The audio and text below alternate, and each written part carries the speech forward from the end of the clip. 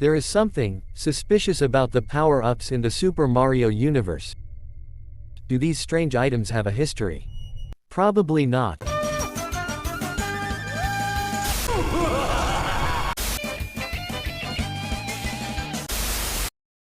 Welcome, today we're going to talk about power-ups in the Super Mario series, and whether if they have a in-universe purpose or not.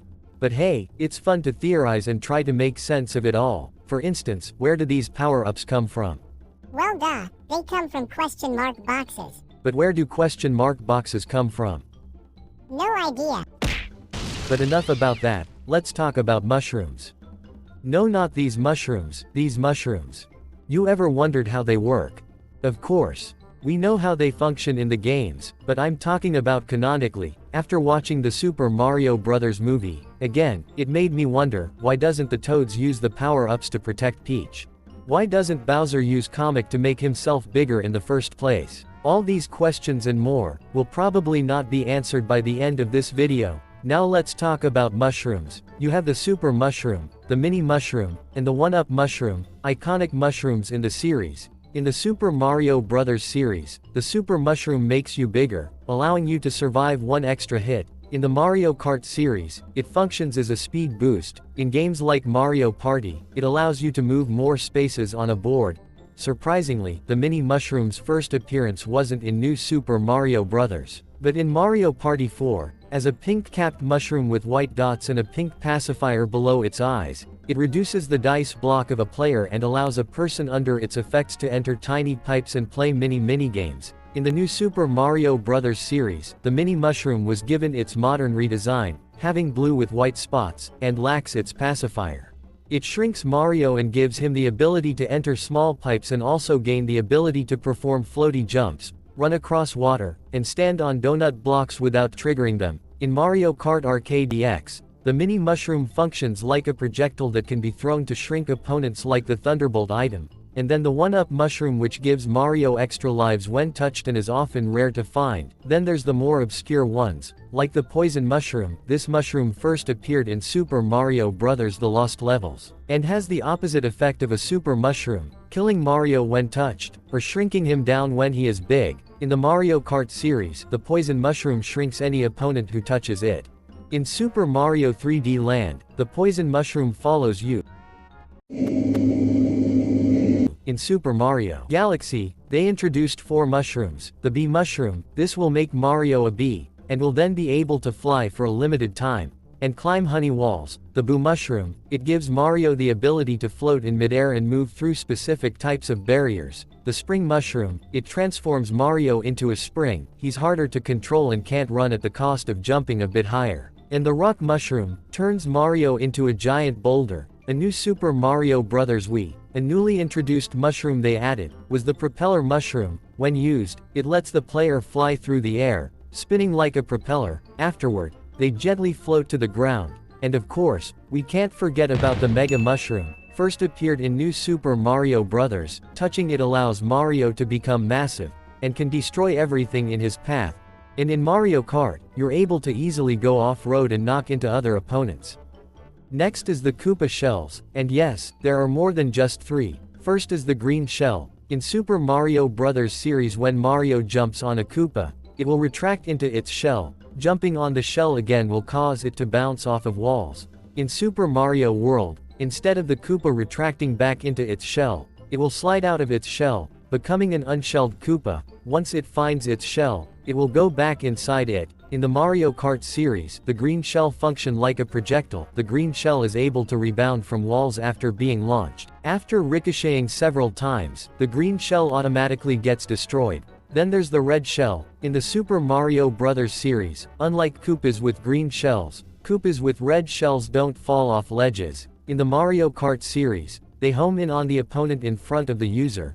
They can be very smart, or very stupid depending on the game. Now, let's get down to business. This is a blue shell. The blue shells first appeared in Super Mario World. Then later, they reappeared as a power-up for the player to use in New Super Mario Bros. By using the blue shell, the player gains the ability to perform a shell dash. In this state, the player becomes invulnerable to many basic enemy attacks and is able to jump while shell dashing.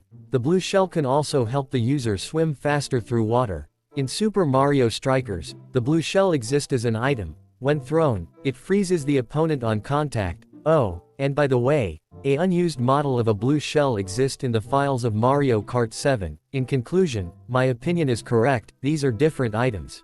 Thank you for listening, now back to the show.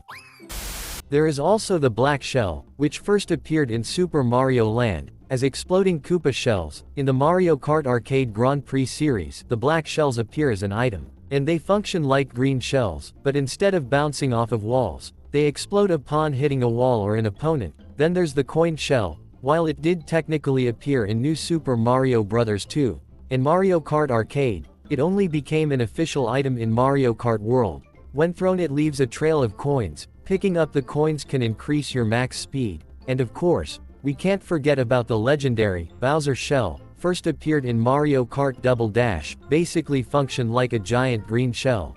It is completely unblockable from most items and it will break after rebouncing several times off of the walls. And in Mario Kart Tour,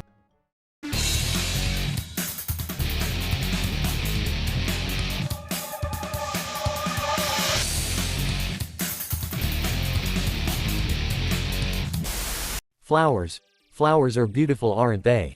And in the Super Mario universe, they're badass. Of course, everyone knows about the famous fire flower. In a Super Mario Bros. Series, you hit a question mark boxes, and it releases a fire flower. Touching it will give Mario the ability to spam unlimited fireballs. And for some reason it changes his clothes. And then of course, there's the ice flower. The ice flower's first appearance was in Mario and Luigi Partners in Time, where in that game, the ice flower gives Mario Luigi, Baby Mario and Baby Luigi the ability to shoot ice balls which randomly lower the enemy's power, defense, and/or speed. Ice flowers inflict ice-type damage, which deals critical damage to enemies weak to ice. In New Super Mario Bros. Wii, when used, the ice flower shoots ice balls that freeze enemies on contact, and they stay frozen for a while. Frozen enemies can be used as platforms, or picked up and thrown as a projectile. In Mario Kart Tour, when deployed, ice balls orbit the player's cart and it lets the user throw 3 ice balls which freeze opponents solid for a few seconds. Then there's the more odd flowers. In Super Mario Galaxy 2, there is a flower called the Cloud Flower. Mario will be able to create clouds as temporary platforms by spinning.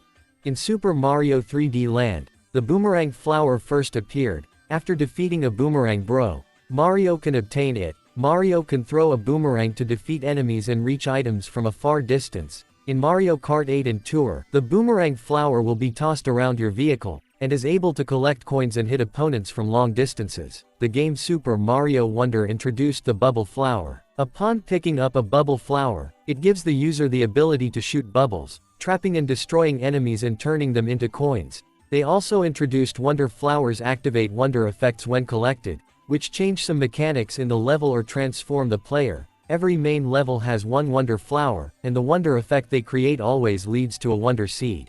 Wonder Flowers come in different colors depending on the world in which they are found: blue, red, magenta, yellow, etc., etc. But we can't forget about the legendary Gold Flower. It's beautiful! First appeared in New Super Mario Bros. 2. When touched, Mario turns into Gold Mario, and shoot powerful gold fireballs that deal splash damage. He also collects extra coins from enemies every time he attacks or jumps on them. It's time to finally talk about stars.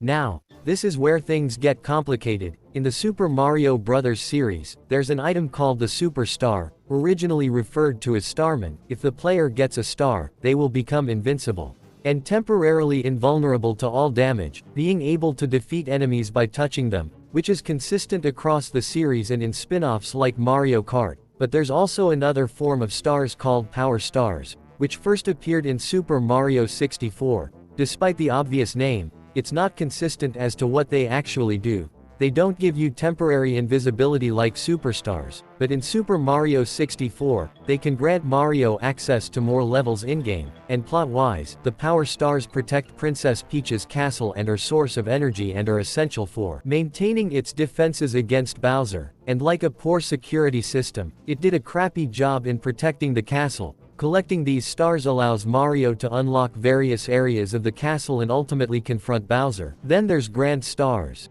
First introduced in Super Mario Galaxy, their first appearance, grand stars are used to provide power to the 6 domes onboard the Comet Observatory. There's also red stars, green stars, silver stars. In the Mario Party series there's also dark stars, stars everywhere, but all of this raises a question. Are all of these items related to magic? I have a delicious theory I like to make.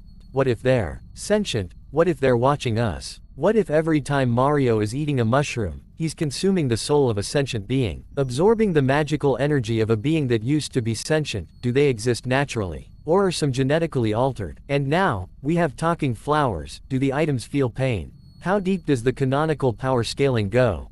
How much have they seen?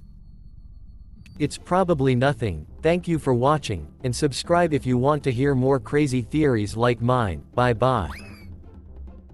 Yes, we give the audience what it wants. Smash that like button and subscribe.